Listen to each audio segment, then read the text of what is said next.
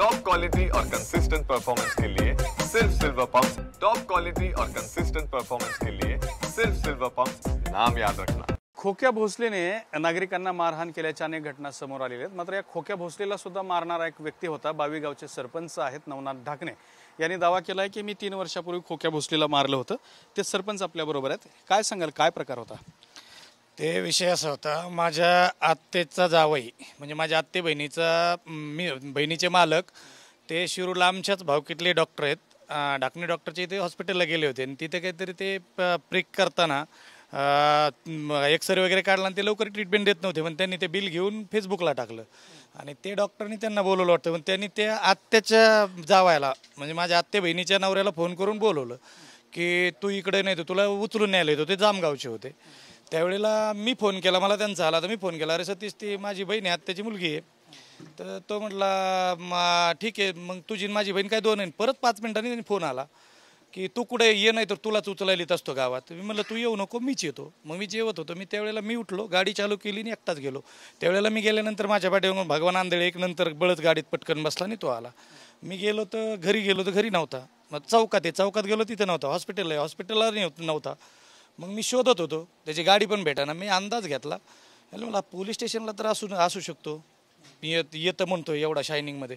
मग तिथं गेलो तर ते पोलीस स्टेशनच्या तिथं ते दारू पित होते आतमध्ये बसून।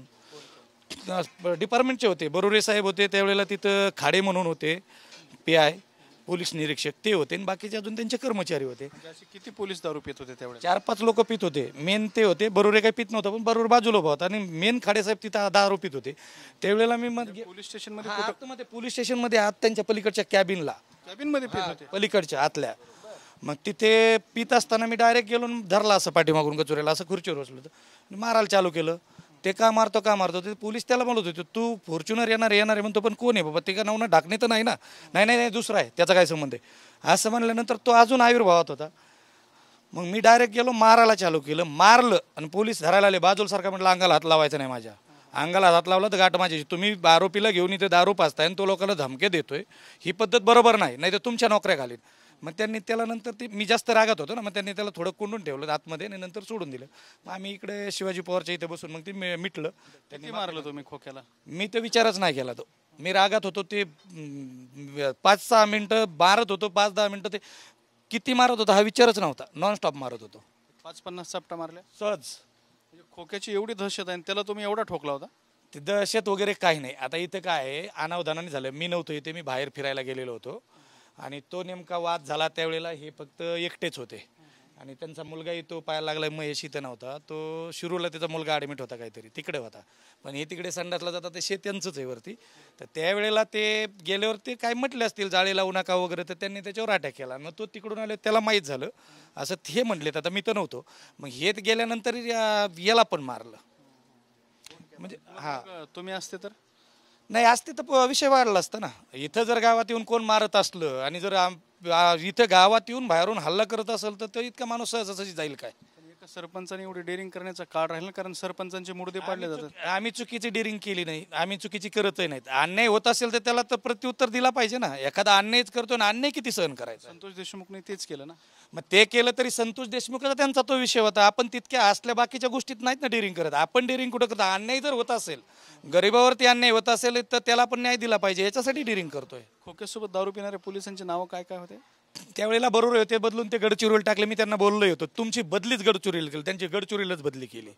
आणि त्याच्यानंतर दराडे म्हणून होते, खाडे म्हणून ते अकोल्याचे होते, नगर जिल्ह्यातला अकोला तालुका आहे ना, अगस्ती अकोला तालुका, तिथले होते ते, इथे होते ते, स्वतः त्यांच्यासोबत दारू पित होते। अजून कोण कोण होते? आणि बाकीचे कर्मचारी होते ते नवीन आता असं हे 4-5 जण दारू पित? हा। तर हे आहेत सरपंच नवनाथ ढाकणे, बावी गावचे सरपंच आहेत आणि त्यांनी ही सगळी कहाणी सांगितलेली आहे की खोक्या भोसलेला घेऊन पोलीस स्टेशनमध्ये दारू पित होते आणि त्यावेळेला मी जाऊन खोक्या भोसलेला मारलं होतं। खरं तर जाऊन मारणं ही जरी चूक असली तर पोलीस खोक्या भोसलेला घेऊन दारू पित होते हा विषय गंभीर आहे। या प्रकरणाची नव्यानं चौकशी होणं गरजेचं आहे। कॅमेरामॅन आप्पासाहेब सोबत दत्ता कानवटे, TV9 मराठी, शिरूर कासार।